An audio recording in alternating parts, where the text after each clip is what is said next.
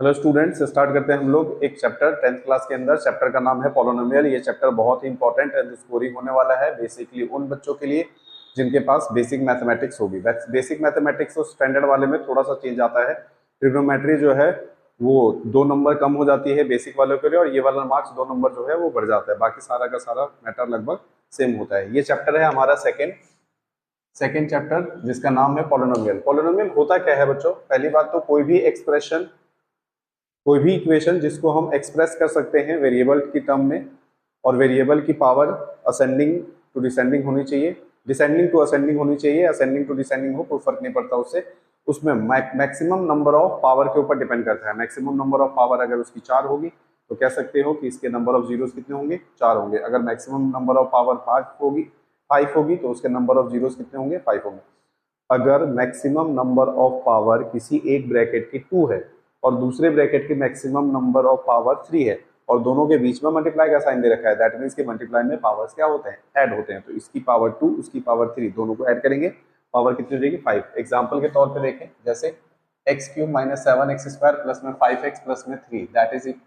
ये हमारा एक तरह से पॉलिनोमियल है, तो इसके नंबर ऑफ जीरोस जो होंगे वो क्या हो जाएंगे? 3 हो जाएंगे। ठीक, तो इसकी मैक्सिमम पावर कितनी है? 3 है। नाउ x² - 3x प्लस में 5x³ - 7 ये दे रखा है। ये भी एक तरह से पॉलिनोमियल है, लेकिन इसमें मैक्सिमम पावर 3 है।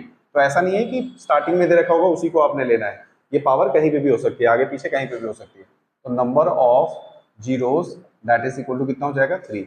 एक और क्वेश्चन लेके देखते हैं। x² - 1 इंटू ऑफ x+1 या x+4, इसके बारे में बोला है कि इसके नंबर ऑफ जीरोस निकाल के बताओ। तो सिंपल सीधी सी बात है, इसकी मैक्सिमम पावर कितनी? 2। इसकी मैक्सिमम पावर कुछ भी नहीं है, दैट मीन्स 1।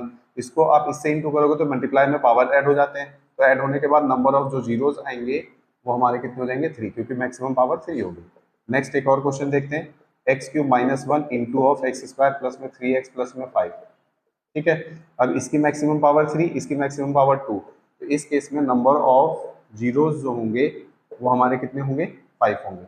होपफुली ये कॉन्सेप्ट समझ में आ गया होगा। तो नंबर ऑफ जीरोस कैसे देखते हैं एक मार्क्स के क्वेश्चन के लिए? पहले जो भी एक्सप्रेशन दे रखा हो वो देखना सिंगल वेरिएबल में है कि नहीं है। उसके बाद उस सिंगल वेरिएबल की मैक्सिमम पावर कितनी है, उतने ही नंबर ऑफ जीरोस होंगे।